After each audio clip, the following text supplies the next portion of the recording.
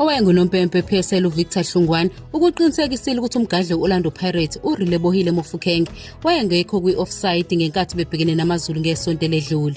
Leli goli elavula umdlalo ngesikhathi iPirates inqoba ngo-2-0 eMoses Mabhida Stadium ladala inkulumo enkulu ezinkundleni zokuxhumana. Abalandeli abaningi bethi lo mdlali ubesendaweni engekho emthethweni. uHlungwane ucacisile ngokuthi ngesikhathi ibhola lifakwe ebhokisini uMofokeng wayesendaweni evumelekile. Ubuye waphawula ukuthi nakuba oza kwabo uYanela Mbuthuma azama ukugxumela ibhola akazange alithinte. Ngokwemithetho yebhola, njengoba ibhola lingazange lithintwe noma ligudlwe ngomunye umdlali weqembu elifanayo, isimo sikaMofokeng sokuqala sokuba onside asizange siguquke. Lokhu kuhlaziya kuphetha ngokuthi igoli lanikezwa ngokufanele ngokwemigomo yeFIFA.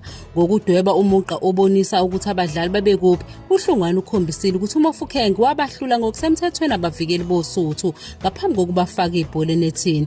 uVictor Hlungwane uphinde wavumelana nesinqumo sikaNompempe sokunikeza iKaizer Chiefs ipenalty ngesikhathi ibhekene neStellenbosch FC kwiNedbank Cup.